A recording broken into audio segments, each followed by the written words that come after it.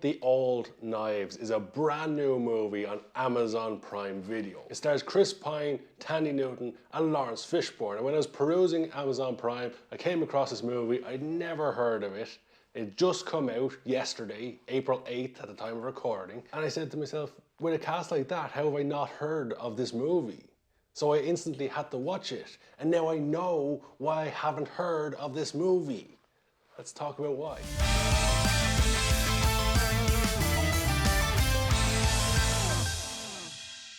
On top of the phenomenal cast, All the Old Knives is directed by Danish director Janus Metz, who brought us Borg McEnroe. You know, that historic tennis movie starring Shia LaBeouf that everybody remembers was actually a thing. He's also directed shows like True Detective, which is a very good show.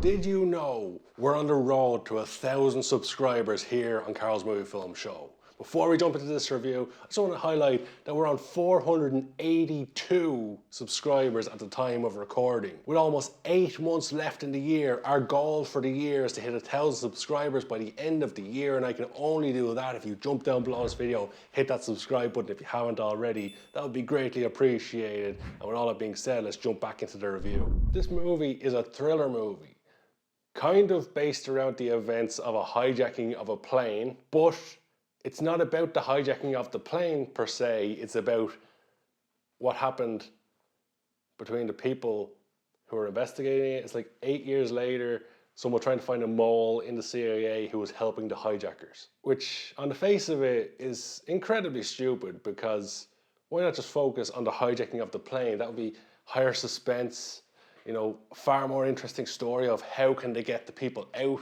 of the plane safely. But that's all thrown to the side and you're quickly told that the hijackers killed everyone on the plane. You know, ultimately the mission to save them all was a failure. So you're left with a couple of key characters played by the big stars who are hunting down the mole. Chris Pine is hunting down the mole. And it's shown that he had a relationship with Thandie Newton in the past, and Lawrence Fishburne's also in the movie. That's pretty much all Lawrence Fishburne does. He's in the movie. He's like the head CIA guy, I guess, even though the CIA, very, very small office. This was like a very, very small CIA in this fictional world. And the movie was based on a book by Olin Stenhoyer, who also wrote the screenplay for the movie. So the movie adaptation of the book should be fairly true to the book, seeing as they have the same author. But the acting in the movie is solid enough. Chris Pine is a decent actor, Thandie Newton's a very good actor, and Lawrence Fishburne is Lawrence Fishburne. Although, as I say, he's in the movie, but he doesn't really have a major role or anything. One of the biggest problems the movie has is that very, very quickly, if you've ever watched or ever read a thriller, you will very, very quickly know who the mole is. Because I knew inside the first 5 minutes, and I was like, it would be really stupid if it was that person, and it was that person. Because they don't really give you many options of who the mole could be. And the only one that they're really hunting down of who it could be and leading you down the path of who it should be, it was never going to be that person. Because if it was the main person that Chris Pine is interrogating or talking to about the mole, it would be too easy. But then again, the only other options they had was someone else. I don't want to spoil it because there might be people out there who still want to see this movie. I don't want to spoil it too much. What I will say is the filmmaking within this movie ruins the movie. That might seem really stupid, but the story, for the most part, is boring.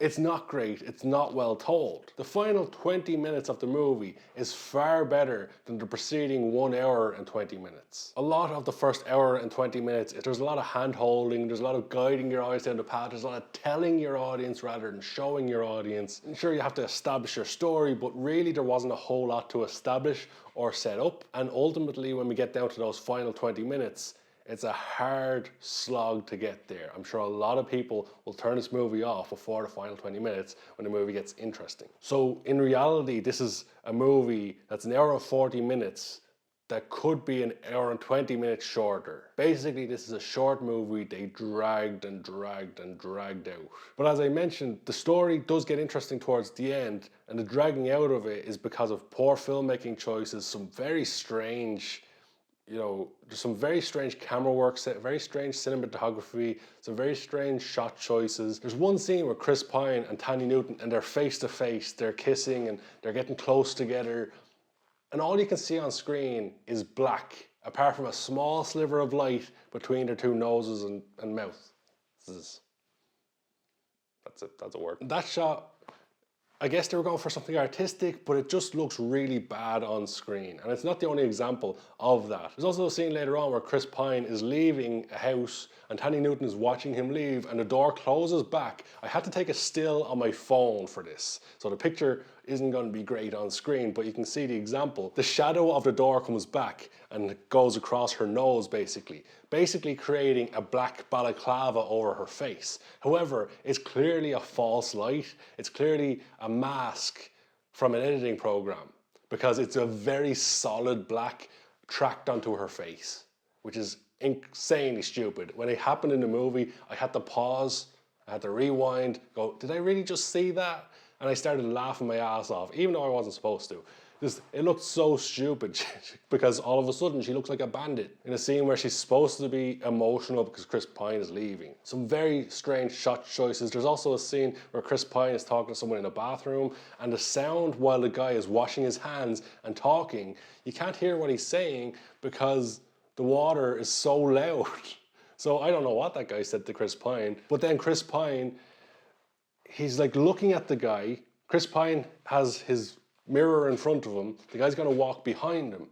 Chris Pine clearly doesn't trust the guy. You'd think he would turn towards the guy and follow him. But instead, he does like a weird twist away. He turns his back to the guy he doesn't trust in a very awkward, unnatural movement. And again, that's nitpicking, of course, from me. But it's just one of those things that as a filmmaker, you should be spotting and saying, we need to make this look natural. We need to make it look good and not make it look weird. And there's a lot of weird things in this movie.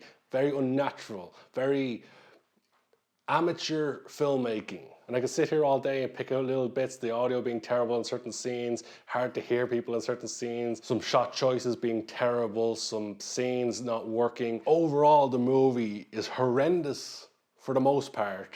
From a filmmaking point of view, it's terrible from a storytelling point of view for the majority of it. And it's only the last 20 minutes of the movie that saves the movie a little bit. Because the last 20 minutes, they do have some good twists and turns.